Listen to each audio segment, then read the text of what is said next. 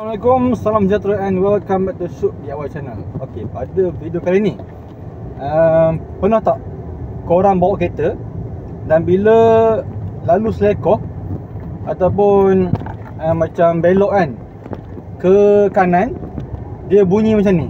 Okay, depan ni kita naik U-turn nanti. Dengar baik-baik lah dekat bawah ni. Dekat di bawah ni ada bunyi macam air tapi mungkin tak kuat kot. Tengok. So kita nak settlekan bunyi air tu. Sebenarnya bunyi air tu datang daripada sistem aircon kita. Sistem aircon di mana tiup pembuangan tu tersumbat. Ada algi ke apa ke, ada ulat ke. Nanti kita nak try clearkan tiup tu. Okey? Let's jom. Kalau bawah ni ni. Ni lubang hose untuk air aircon keluar. Nanti kita try cocok sini. Tengok ni, air tak keluar banyak ni. Sikit-sikit je, sumbat.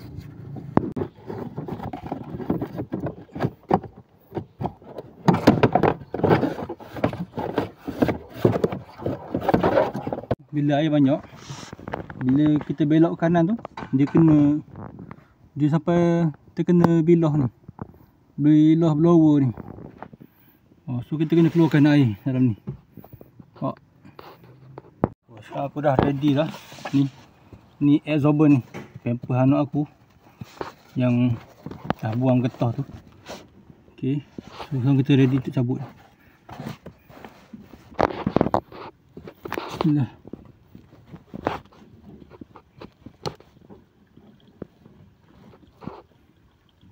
Tengok.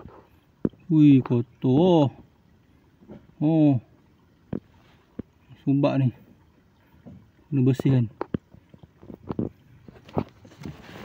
dia kan. Ni kita ambil, tarik keluar, kita bersihkan ni. Okey, kita bersihkan ni. Okey, tengok ah, kita masuk air tak keluar kan, tak keluar air. Sebabnya hose ni tersumbat. Kita keluarkan. Cara dia backflow, backwash. Oh, tu dia habuk keluar.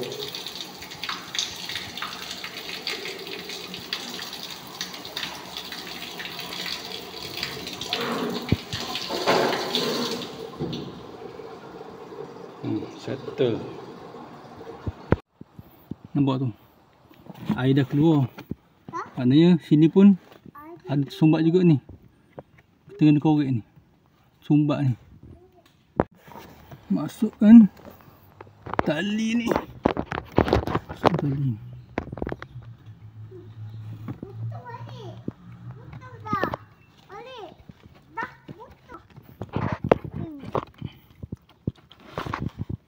Oh, banyak air. Masya Allah. Tu dia. Patut ada macam aircon ni. Bila air banyak, dia akan cepat sejuk tau. Ingatkan sejuk tu bagus, rupanya sumbat. Okay, Alhamdulillah. Dah tak banyak orang ni.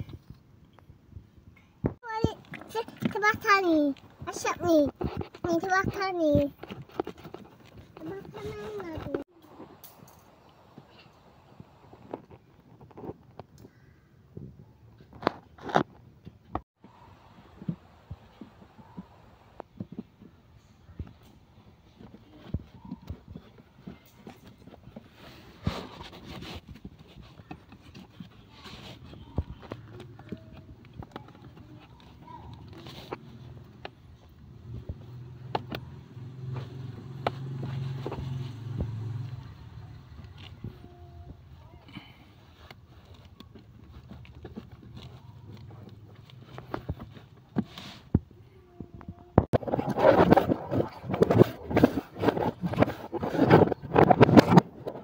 Jika video ini bermanfaat, bantu kami dengan 2 klik.